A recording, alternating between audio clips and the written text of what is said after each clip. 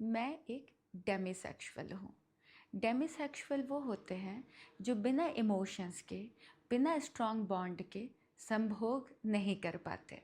मतलब अगर मुझे किसी के साथ कुछ करना है तो मेरा स्ट्रॉन्ग बॉन्ड होना बहुत ज़रूरी है।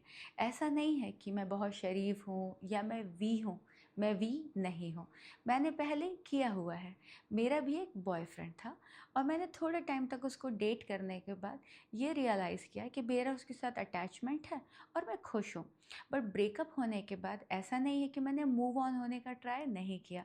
मैंने बहुत ट्राई किया। जब तक मेरे अंदर उसको लेकर अटैचमेंट थी, जब तक मेरे अंदर उसको लेकर इमोशंस थी, मैंने वेट किया। बट जैसे ही मेरे अंदर उसको लेकर इमोशंस ख़त्म हुई, मैंने बाहर ट्राई किया।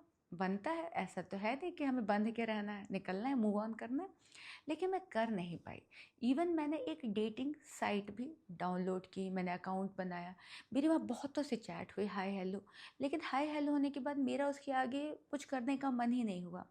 मैं डेटिंग साइट से किसी से नहीं मिल पाई, क्योंकि जब तक मेरे अंदर उस आदमी के लिए स्ट्रॉन्ग बॉन्ड नहीं होगा, मैं कुछ नहीं कर सकती।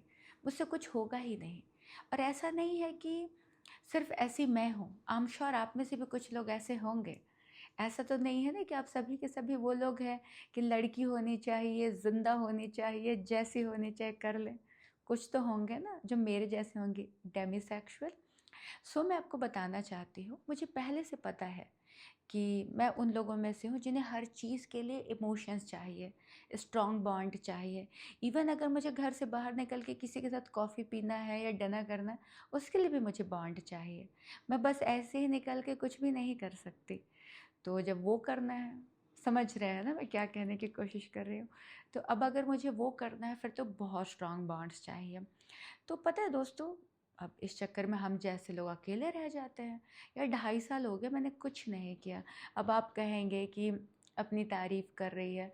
तो दोस्तों, अगर मैं कर रही होती तो उससे तो बुरी नहीं हो जाती, है ना? या आप कर रहे हैं तो आप बुरे तो नहीं हो गए, या किसी के माता पिता रोज़ कर रहे हैं तो बुरे हो गए। देखिए, सृष्टि की संरचना ही वहीं से हुई है, तो बुरा कुछ नहीं है। किसी को किसी का कैरेक्टर असैसिनेट करने का कोई हक नहीं है। तो मैं यहाँ बैठकर अपने मुँह मियाँ मिट्ठू बनने नहीं बैठी हूँ, और ना ही मैं किसी को गलत कहती हूँ जो रोज़ करता है या जो रोज़ नहीं करता है।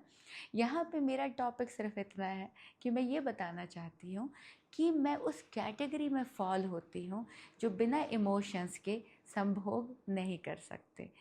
Even to smooth somebody, to be with somebody, to hold someone's hand, मुझे वो बॉन्ड चाहिए, मुझे वो इमोशंस चाहिए।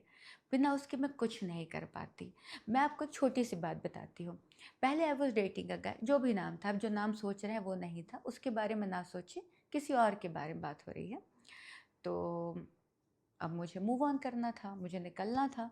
तो जब तक मेरे दिमाग में था वो था, लेकिन जब मैं उससे बाहर निकल गई, जैसे आज मुझे उससे कोई मोहब्बत नहीं है, ना मुझे उससे कोई नफ़रत है, ना मुझसे कोई शिकायत है, ना मेरे अंदर उसके लिए 1% भी गलत भावना है।